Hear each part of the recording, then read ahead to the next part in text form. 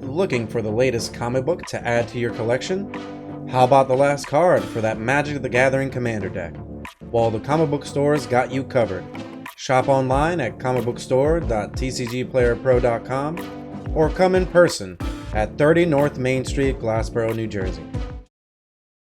Hey pizza people, welcome back. Hollywood Pizza here, and we're here to talk about some Red Deck today.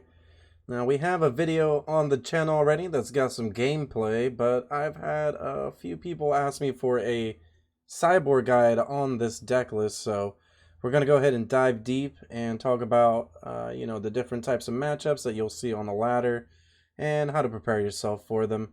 To review the deck list here for anyone who hasn't seen the other video, but there is going to be a link in the description as well for that, but here we have 4 Fanatical Firebrands to kind of help with anything that's like a 1 toughness card. Essentially, this card also can come down on turn 1, start the beats. We've got 2 Foundry Street Denizen, a really good 1-drop that can get bigger. Con to combos a little bit with some of the other cards in the deck to deal a lot of damage very quickly at the 1-drop slot. We also have 4 Kumano Faces Kagazan. When it comes in, it deals damage. When you cast your next creature spell for the second part of it, you get to put a +1/+1 counter on that creature. That's that turn that it hits chapter 2. And then the third chapter of this saga turns into a 2/2 with haste, and then whenever a creature dealt damage this turn by a source you control would die, you get to exile instead. So quite a bit of use on the third chapter side where you can kind of just exile some cards or potentially stop a deck like Cat Oven from putting the cat into the graveyard, anything like that if you're potentially trying to deal some damage to it. But all kinds of usefulness here in the Etchings of Kumano and the Kumano's saga in general. So I highly regard this card as one of the best cards in the deck, especially in the 1-drop slot. We also have 2 Karizib Skyship Raider, 2 mana, 1/3 First Strike Menace, gives you a token, 2/1 whenever it attacks. You got to exile the token to end step, but can deal a pretty good amount of damage, 3 power, 2 mana, and can kind of set up an Embercleave a lot earlier in the game. We've got 4 Robber of the Rich as well, just a great card, reach, haste, and you potentially get to take some of your opponent's cards as well. We have 4 Burning Tree Emissary to kind of give us some of that early speed where you can kind of get a Founder Street down and then maybe a couple of Burning Tree Emissaries, and before you know it, you're dealing a ton of damage with your Founder Street Denizen. We also have, in our 3-drop slot here, we have 4 Annex, 4 Chainwhirlers, and 2 Bone Crushers in the 3-drop slot. Chainwhirler is really good as it can get rid of anything that's like 1 toughness. It can kind of help finish off some of those Planeswalkers, anything like that. We also have 4 Annex, which can combo with the Embercleave to essentially deal like 1 hit kill pretty much, or just put them low enough that they can't really do anything about it anymore. We also have 2 Bone Crushers, and there are lists normally that would play 4. If you're going to do something like that, I would just suggest getting rid of the Founder Streets, but I think 2 is fine. It's one of the best cards in the deck as well, but we have another couple on the sideboard, which we'll get to in a second. Just a great card to kind of get rid of some tempo from the opponent and then lay down a pretty big body that's also really good with the Embercleave. For our top end, speaking of Embercleave, it's one of them. You can give a creature +1/+1, double strike and trample, and when the equipment comes in, it automatically attaches to a creature. We have 3 Torbrins as well, which can help with our go wide a little bit. Like the Karizebs, the Fanaticals get better as they can just sacrifice for 3 damage, and on top of that, any tokens made by Annex make this, even better. The Chainwhirler can also help where you can kind of just like one-side board wipe if everything's like 3 toughness or less with the Torben. So pretty powerful plays from the Torben, pretty powerful plays from the Embercleave. Decided to go for the split here, pretty good. Mana base, pretty simple. We've got 2 Castle Embereth, 4 Den of the Bugbear, 14 Mountains, and 4 Ramunap Ruins. For our sideboard here, we have 2 Red Cap Melees to kind of help against the red deck, 3 Abrades to help against anything that's like Greasefang, 2 Lava Coals for anything that's like bigger toughness for greater. Same with the Chandras. Chandra also helps against control. Rolling Vortexes, kind of just good against anything that's life gain, and the extra Bone Crushers for more removal. So we're going to dive right into the sideboard here, and we're going to dive right into what we would do in each of those matchups. So we'll see you in a second.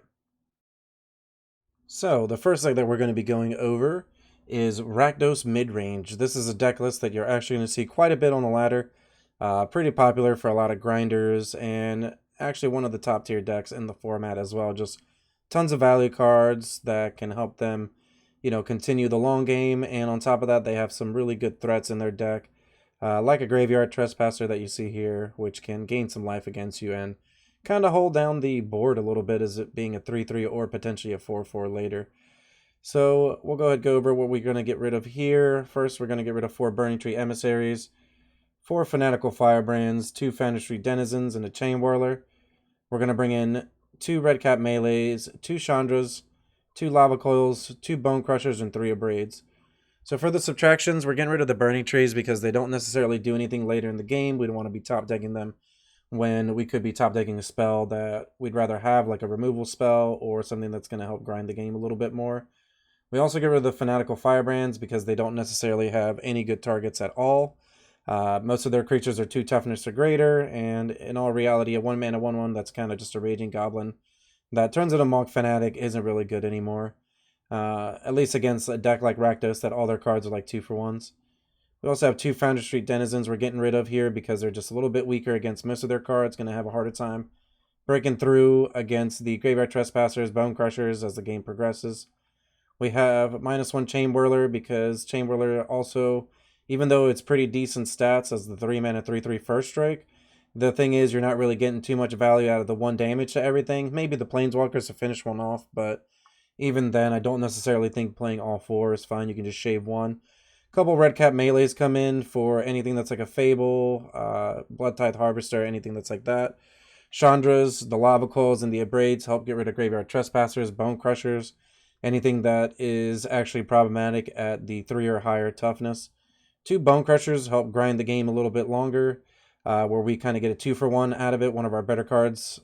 You can kill Bloodtithe Harvester, maybe finish off a card like a Trespasser, kill a token, the Reflection, anything like that, and then you can just play it as the 4/3, which is a little bit better than like a Chain Whirler or, the Burning Trees, where it's going to be bigger, so the Embercleave is going to hit harder. But essentially in this matchup, you want to just try to grind them just as much as they're trying to grind you. You can bring in your removal post board to kind of just get rid of, they have a good amount of threats, but nothing too crazy, so removing a couple creatures out of the way and kind of just chipping in with like your Carry Zebs, your Robber of the Riches, anything like that can kind of help end the game pretty quickly, or, help you get your cleave onto something to end the game as well. But I think overall bringing in the Chandras and the Bone Crushers really, really help in this matchup as they're some of your better cards. And just having the removal spells for the Trespassers when they come down are key. So overall, I think that this strategy should definitely help you take down Rakdos Midrange on the ladder. Seeing a lot of control on the ladder? Well, we got some tips for you here. You want to take out 4 Fanatical Firebrands, 2 Chain Whirlers, and a Torbran. Bring in 4 Rolling Vortexes, a Bone Crusher, and 2 Chandra. So essentially, we're cutting the Fanaticals and the Chain Whirlers because they're a lot more lower impact. Chain Whirler for 3 mana. It is a decent sized body, but you're not really killing anything with that 1 damage. You might be able to maybe finish off a Teferi, but it's pretty rare. Fanatical is kind of the same. It's just a 1-mana 1/1. I mean, it could deal maybe 3 damage, 4 damage at most, and then most of the time they're already killing your other threats and just don't really care about a 1/1 too often. And even being able to ping down a Planeswalker's fine, but nothing too impressive. We also want to get rid of a Torbran because either way there's just going to be pinpoint removal. And 4 mana seems like a lot, but we want to still keep a couple in to help finish the game if it gets to that point, maybe like a surprise hit after an Annex. But I think 3 ends up being just a little bit too many in the main deck here versus control. We're bringing in the Rolling Vortexes because it's just steady stream of damage.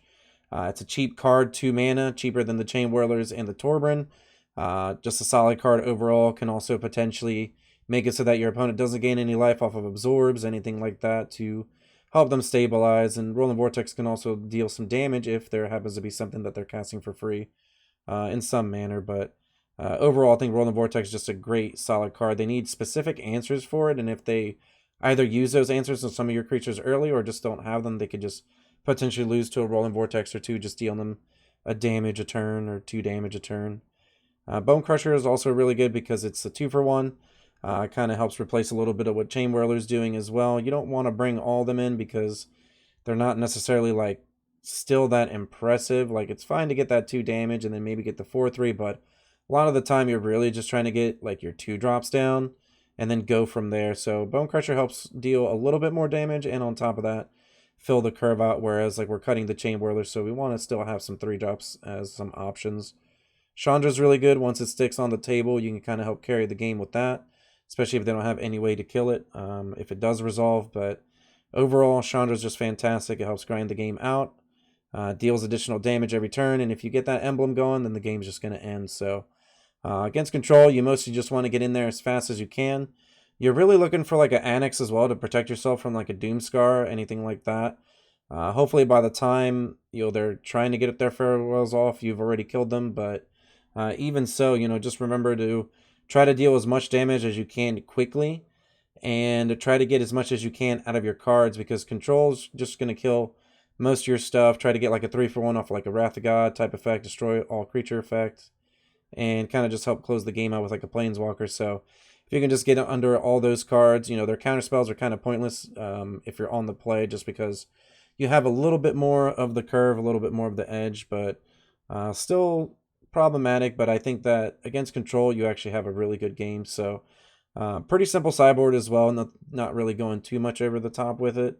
But yeah, I think this strategy is going to be great against Control. Should be able to take it down on the ladder next time you play it. Fight Rigging isn't necessarily the most popular deck on the ladder, but it is a highly powerful and explosive deck overall.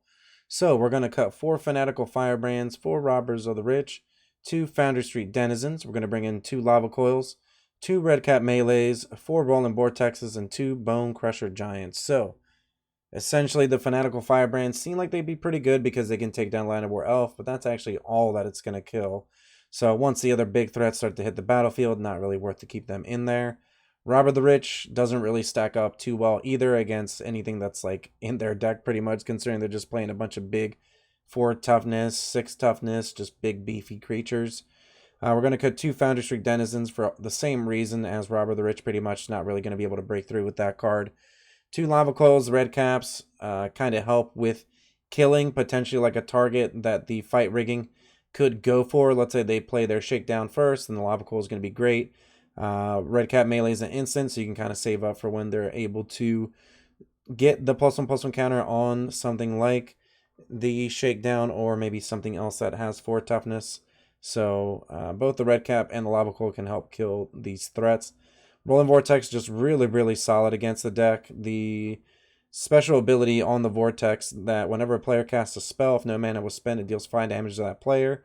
In this matchup, this is where this sideboard card specifically shines a lot. Not only is it a clock, it can prevent the life gain if they have some of that post board, but it actually helps negate their main strategy of playing free cards and kind of just burning them out quickly, where they're in a situation they can have a Fight Rigging down, but they might not want to activate it and get that free card, considering that the Rolling Vortex, or if you have 2 of them down, they're just going to take 10 damage. So that damage does pile up quickly. 2 Bone Crushers kind of just help overall, as they can kind of block or break through a lot easier than the Robbers, the Fanaticals, the Denizens, anything like that, especially with a cleave. On top of that, shooting down Land of War on the play is a lot more satisfactory than just a Fanatical, considering you can follow that up with the Bone Crusher side of it. But overall, I think that it helps either in dealing some extra damage if they're blocking, or getting down a decent sized threat that can handle some of the other cards in their deck. But overall, you're mostly really trying to get to this Rolling Vortex and potentially like a Red Cap or Lava Coil, because those really, really help with dealing with what that deck is trying to do. So hopefully with this strategy, you'll be able to take down this deck pretty soon. Angels is a pretty popular matchup that you're definitely going to see on the ladder, and it's a deck that's somewhat of a bad matchup, most would say, as Angels can gain lots of life very quickly, and on top of that, their creatures are actually really good stats to kind of hold the ground while also beating you down in the air. So with these tips here, you should be able to take it down and have a better chance against it. We're going to cut 4 Fanatical Firebrands, 2 Foundry Street Denizens, 2 Chain Whirlers, 2 Bone Crushers, bring in 4 Rolling Vortexes, 2 Chandras, 2 Red Cap Melees, and 2 Lava Coils. Fanaticals and Foundry Streets just too low impact, not really doing too much. Foundry Street can't really break through most of the cards. Fanatical might kill like a Speaker of the Heavens, but other than that, it's not anything impressive. You can kind of say the same thing about the Chain Whirlers, which is why we're cutting 2. It's okay because it could end up being like a 2-for-1, maybe killing like a Prosperous Innkeeper, anything like that, but Chain Whirler's still one of the more low impact cards against Angels, so we want to cut that. And the Bone Crusher, even though that 4-3 is decent to kind of bust through some of the Angels, or maybe even trade, that first half of it for the 2 damage isn't really hitting anything too crazy outside of maybe like a Giada, but even then you're still going to have access to like Lava Coils, the Chandras, the Red Caps to kind of kill anything that is going to be problematic, especially considering those cards can kill anything that's 4 toughness or higher. Rolling Vortex is great because it's consistent stream of damage and it stops their life gain as long as you have a red mana open. So really like Rolling Vortex in this matchup just because you're able to prevent that life gain, which is so bad against this deck, or excuse me, it's so good against this deck and it's bad for you if you're playing red. But I really think that this strategy helps a lot. You're able to kind of just, if you need to, mulligan into anything that deals 4 damage, kill a Righteous Valkyrie as soon as you see it. And then after that, you can hopefully kind of just keep chipping in with some of your creatures. And, Collected Company is a problem. I think that that's the one card that you have to be ready for with the Rolling Vortex. So, always make sure that you're holding mana up, having like a consistent threat on the battlefield and removal. And I think that that's one of the better ways for you to be able to beat Angels, because it is, it's a pretty bad matchup sometimes. They gain quite a bit of life, and like I said, their creatures are just, high toughness, so they're able to block most of just like your 2/2s, burning trees, anything like that. But, you still want to have somewhat of an early start and then try to get the cleave down too to finish them off if you want to go that route. So, that's always going to be a key to victory. But against Angels, when you have the opportunity, you need to close the door as fast as you can. But yeah, you should be able to take down the Angels on the ladder with this strategy. Cat Oven of all varieties can be kind of a tougher matchup, but with this guy, should be able to have an easier time taking it down on the ladder. So we're going to go ahead and go down a Burning Tree Emissary, -2 Founder Street Denizen, -4 Fanaticals, -2 Bone Crushers. We're going to add 2 Chandras, 3 Abrades, 2 Lava Coils, and 2 Red Cap Melees. Essentially, your Burning Trees, your Denizens, your Firebrands, they all kind of just die to the Mayhem Devil. And on top of that, they're a little bit more low impact. Bone Crusher, kind of the same thing where like you're gonna try to shoot something down, but then like the oven essentially can kind of negate the second half of Bone Crusher, which is getting that 4/3 body. So you end up kind of just like shooting a card into the graveyard, pretty much not really doing anything but giving your opponent the same amount of value that they would normally have. We have 2 Chandra to kind of help grind against the deck a little bit. It's a harder permanent for Cat Oven to deal with, and on top of that, it can kill a Mayhem Devil. You can say the same thing about the Abrades, the Lava Coils, and the Red Caps. Those can help against any version that are playing like Bloodtithe Harvesters, the Fable, anything like that. So bringing in some removal to get rid of the actual threats and getting rid of most of the cards that don't really do anything or have like a low impact against this deck. So the Abrade also helps against the Oven too, by the way. So that's going to be a huge one. But overall, I think that this strategy should help you. It's not necessarily like an unwinnable matchup, but it can be kind of rough, especially if they can get the Mayhem Devil down. So once you get into the game 2 or game 3, you really want to make sure you have a removal for that card. But overall, I think that you should have a pretty solid time like taking it down on the ladder. So we've got the Fires of Invention deck. There's all kinds of different versions of this deck, but this sideboard tip here should be able to help you overall against the strategy. So we got -4 Burning Tree Emissary, -4 Fanatical Firebrand, -2 Chain Whirler, +1 Red Cap Melee, +4 Rolling Vortex, +3 Abrade, and +2 Bone Crusher Giant. So overall, you're actually looking to kill their tokens when the opponent is actually trying to target the tokens with whether it be like a Luca, Transmogrify, the Creativity, anything like that. The Rolling Vortex also helps because if they put down a Fires of Invention, essentially that same clause that you saw with the Fight Rigging deck is going to be good with this Fires of Invention deck, where you're just going to deal them 5 damage for them casting their cards like for free, or just casting 2 spells for free. They might not even notice it if they don't even know what the Rolling Vortex does. So on top of that, it's already a clock by itself, kind of taking that 2-drop slot from like the Burning Tree. There is a lot of different ways to kind of sideboard against this deck, considering that sometimes you actually want to be fast. My thing was, a lot of the time you're going to Burning Tree, get a bunch of creatures down, and then your opponent might just board wipe, or, you know, the Burning Tree might not be enough where they kind of just like get the Agent of Treachery or some other like powerful creature out of their deck, and then before you know it, you're kind of just like going to lose. I think it's a lot better to have more interaction with the Abrades, the Bone Crushers, and the Red Cap melees to kind of help make sure that anytime that your opponent's trying to target the token to get whatever creature it is out of their deck, you're just able to kill that token on the spot and just make sure that you just kind of like 2-for-1 them a bit and continue with your aggressive game plan, because the rest of the deck pretty much stays intact. We got the Foundry Streets, you know, the Kumanos, Robber the Riches. All these cards can help you have a really quick start and deal a lot of damage quickly. So just make sure that you have your open mana for your piece of interaction whenever your opponent tries to kind of combo off on you. On top of that, the Rolling Vortex helps specifically against the Fires of Invention as well. So just a good sideboard tip here overall, and I hope to see you take down this deck in the ladder. Ah yes, the Menace Greasefang. There are a couple of different versions of this deck. We're actually going to go over both versions of what you want to do against them. So this one specifically here, we have the Esper version, -4 Fanaticals, -2 Chain Whirlers, -1 Torben, 3 Abrades, going in, +2 Lava Coil, and +2 Red Cap melee. Torben can sometimes be just a little bit too slow, and you don't necessarily want to tap out for it all the time. Against this deck, Chain Whirler and Fanatical, low impact for the 1 damage, not really killing too much. You still want to keep 2 Chain Whirlers in because sometimes they could potentially have like some Stitcher Supply or anything like that. That's like 1 toughness, so being able to maybe 2-for-1 or more with the Chain Whirler is still decent. The Abrades, just really good overall, can kill the Greasefang or maybe even the Parhelion, depending on what kind of way you want to start attacking the deck. 2 Lava Coils, even though they're at Sorcerer Speed, they do kill the Greasefang as well. Red Cap melee is instant, once again shooting down the Greasefang. So overall, you're mostly just trying to kill the Greasefang when it comes down, or later if it's just there on the battlefield and they're not able to get the other side of the combo, the Parhelion, into the graveyard. The other version of the deck, we have Mardu here.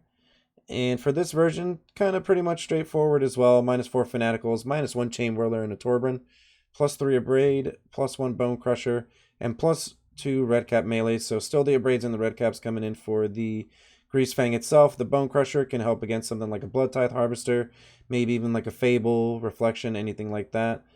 Chain Whirler and Fanatical, once again, just not really dealing enough damage. Torben, sometimes it's a little bit too slow and you don't want to just tap out like that. But overall, I think that it's kind of like a 50-50 matchup, at least for me, versus this deck. There's been games where I absolutely roll the deck, just have a crazy good start, and then able to kill the Greasefang. And then there's other games where they can kind of just combo off super quickly, especially if you don't have the piece of interaction. And even though you can deal them lots of damage, once they get 2 4/4 Angels on the battlefield, it's kind of just like over. Unless you just have like a really wide board, Embercleave, Torben. So it's kind of hard to overcome this deck once it does its thing in either version. For the Esper version, specifically, you want it to be able to attack the Rafines and the Ledger Shredders as well, which is like an alternative for that version of the deck. Kind of just has multiple ways of attacking, but overall, I think that as long as you keep up your removal against Greasefang, you shouldn't really have too much of a problem with it. Humans, pretty popular deck on the ladder as well. See this quite a bit. You're going to want to cut 2 Foundry Streets, a Mountain, a Torben, 2 Robber the Rich. You're going to add 2 Abrades, 2 Lava Coils, and 2 Bone Crushers. The Robber the Riches, the Foundry Streets just get outclassed, especially on the draw. Robber the Rich kind of just gets a lot worse. Torben and Mountain, we can kind of just get rid of those, considering that the Torbens are one of our higher drops anyways. So we can cut the Mountain and Torben. You don't really need it in this matchup. You kind of just mostly need the cards that we're bringing in just to be able to kill the creatures that they're getting onto the battlefield, because a lot of the time they're just trying to get as many bodies as they can down and grow them. So by you stymieing that early and often, you're definitely going to be able to take them down and have potentially just some threats that are dealing like a consistent stream of damage like a Karizev. But the Abrades, the Lava Coils, and the Bone Crushers definitely help in that regard. You're going to want to lean heavily on your Chain Whirlers because they get rid of Thalias, which could potentially tax some of your removal spells as well. On top of that, Chain Whirler can also kill a Thalia's Lieutenant that's just been like freshly put on the battlefield if it still just has the 1 toughness. But overall, Chain Whirlers and removals are what you want against this deck, and you just want to stay as lean and get some threats on the battlefield that are just dealing a consistent stream of damage. Mono blue, usually of the Spirit variety.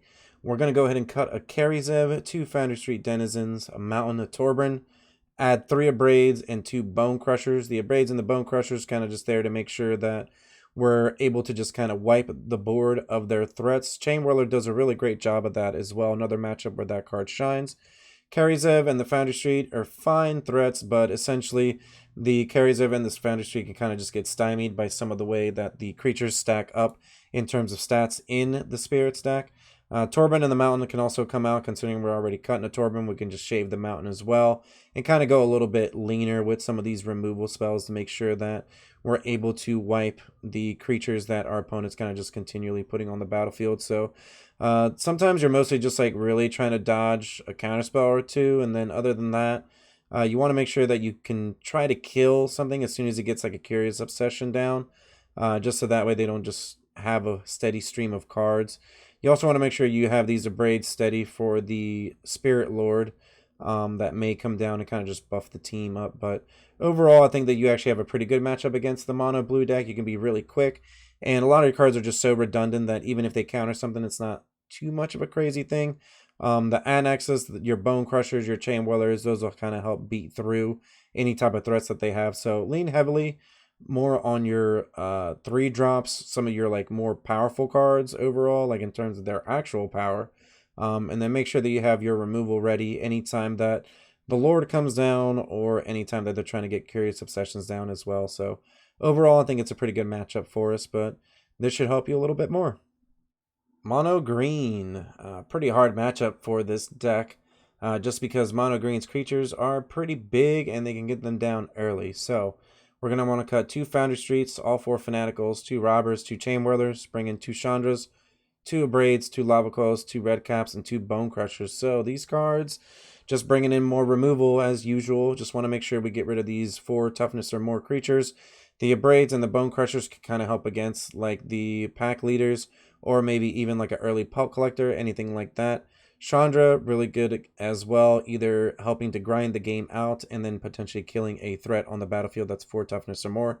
Chain Whirler, Robbers, Fanaticals, and Foundry Streets, just not enough impact there.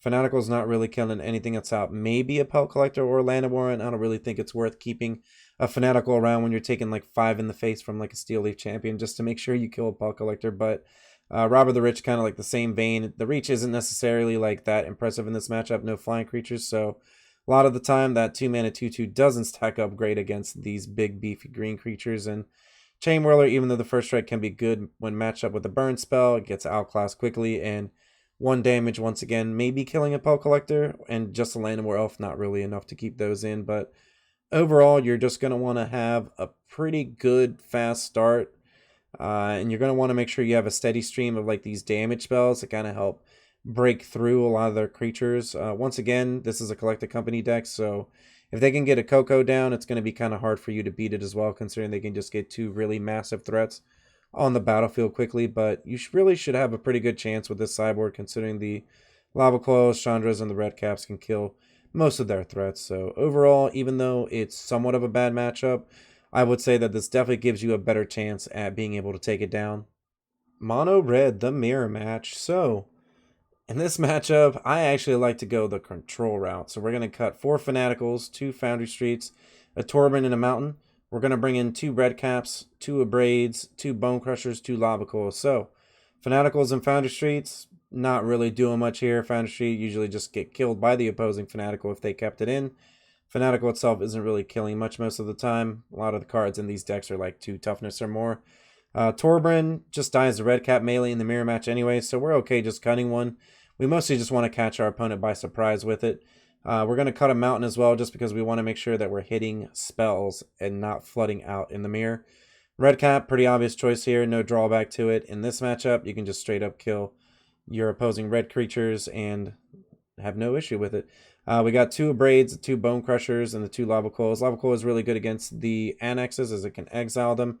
Bone Crusher, just good against anything that's early, 4/3 as well on the other side. And 2 Abrades to either destroy the Embercleaves or just kill the creature when it's being targeted by the Embercleave, and kind of just killing some things early and often. So in this matchup, you kind of want to be a little bit of the control early, and then later you want to just start slamming some of your bigger threats and just smashing in with like your Ember Cleaves and potentially just like a surprise Torbran. Even though we're cutting one, it's just, you know, red cap melee.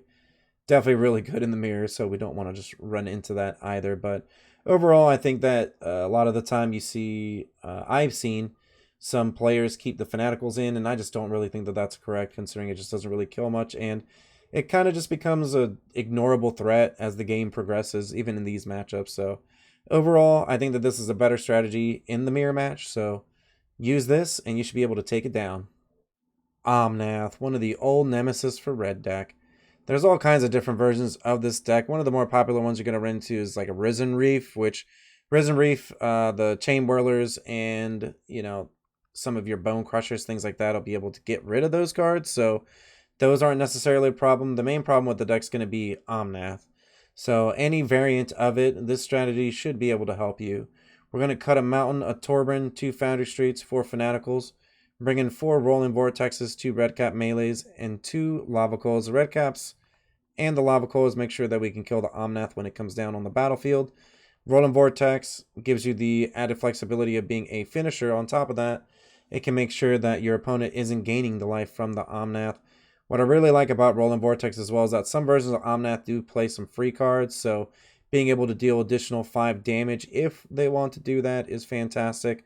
On top of that, Rolling Vortex just always great as just a clock by itself. So overall, the Red Caps and Lava Coils are really what you want to have whenever the Omnath comes down, to make sure that your opponent isn't necessarily gaining a ton of life, or you just have an answer for it right away before that's a problem.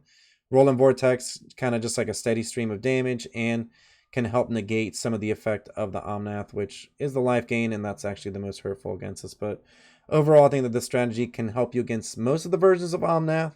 If there's anything else that you see different, just make sure that you adjust accordingly. But hope to see you take down that Omnath matchup. Creativity decks have been on the rise for a while. There's different versions of them. Specifically, the deck, if you don't know what it is Magma Opus plus Torrential Gearhulk. And creativity can help get the Gearhulks out a lot sooner. So for this matchup, we're going to want to cut 4 Fanaticals, 4 Chain Whirlers. Pretty simple. Bringing in the 4 Rolling Vortexes, 3 Abrades, and a Bone Crusher. Bone Crusher can kind of help just kill any potential like Goblin token laying around from like a Fable. Abrade helps kill the Gearhulks and potentially another option for killing tokens. The Rolling Vortex help anytime that they actually get the Gearhulk down, or can kind of just stick out on the battlefield, reminding your opponent that if they want to play the Gearhulk to recast any instant card out of their graveyard, they're going to have to take 5 damage for it. On top of that, once again, Rolling Vortex, just a great cheap threat that just continually deals damage. Pretty simple sideboard here, getting rid of your low impact cards and bringing in some answers and still some damage at the same time, which is one of my favorite things about the Rolling Vortex. But this matchup, you can kind of just get in there for some early damage pretty quickly, and post sideboard, the Rolling Vortex definitely ensures that as soon as you get your early damage in, you're able to close the game out. So this deck, like I said, has been increasing a little bit more in popularity, so you're going to want to make sure that you follow this strategy to beat it. So there you have it. Red Deck Wins Sideboard Guide. I hope that this has been informative and very helpful in your journey to reaching Mythic. This deck particularly is great for reaching Mythic quickly. The games go by quick, and sometimes you'll just kind of run over your opponents, especially if they stumble. So overall, the deck has a variety of different ways of beating all kinds of matchups, as you've seen in this video. And speaking of this video, if you made it this far, hit that subscribe button, like the video, and leave a comment down below. It'd be greatly appreciated. Make sure you check the description as well. We've got tons of links, including links to my content and the tournaments that we hold monthly. On the 24th of July, we're actually going to have an Explorer tournament. This would be a great deck to take on to that tournament, and as well, check out any of the videos that we have on the channel to kind of help give you a little bit more guidance in a deck that you may be choosing for that event or for the ladder in general. So as always, I hope you enjoyed the video, and stay cheesy.